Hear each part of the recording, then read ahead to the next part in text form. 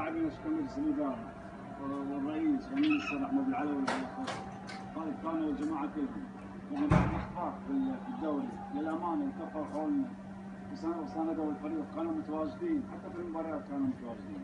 الحمد لله رب العالمين انتفقت في الاخير. المباراه اليوم شلون كتبها؟ والله شوف الشوط الفاصل لعب فيها الحظ للامانه بس احنا وصلنا لهي المرحله الشوط الرابع كنا 14-10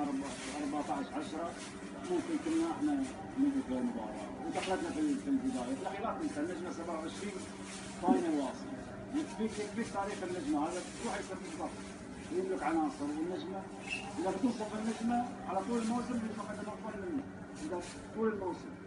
صحيح يعني حتى ويانا قاعدين المحللين قالوا ان الاهلي سحب في الخطوات الاخيره من الدوري وبعد ثبات من بدايته في الاخير في الكاس يعني ما احنا طول الموسم ما قدمنا المستوى اللي كان المفروض نقدمه للامانه يعني ممكن ظروف ممكن توفيق ممكن ضغط صار على الفريق على اللاعبين لكن في الاخير الحمد لله رب العالمين تيسرت لنا. صرت تواجد على دكه البدلاء هذا الموسم. والله هذا قرار مكتب تنفيذي يعني كان ان اكون موجود على اساس انه لما الفريق يخفق او ما يحقق الهدف المطلوب فاحنا كاداره ما نبتعد عن الفريق فنكون اول ناس موجودين لا اكثر ولا اقل اما الجماعه قالوا بالدور الكل. كابتن هل هناك في اخبار سالني من شوي الكابتن خالد عن تجديد العقد؟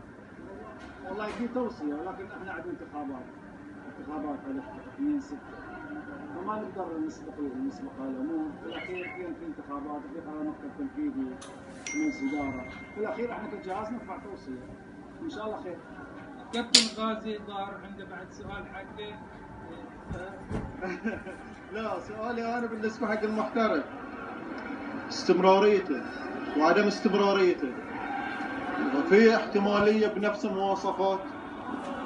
والله احنا قعدنا وياه بس للامانه احنا عاده نجدد للاعبين من بدايه شهر 4 وانت اللي تشوفهم 90% من اللاعبين موقعين مخلصين بس هو حاب ينتظر بعد الكاس يعني ما حسم امره ولا في شيء يعني ان شاء الله يعني تنتظرون قراره؟ اكيد قراره مهم يعني في الاخير هو صاحب القرار احنا ممكن نعرض في الاخير ما نقدر نجبر وفي الاخير بيكون تقييم للموسم كله هو قدم موسمين اعطانا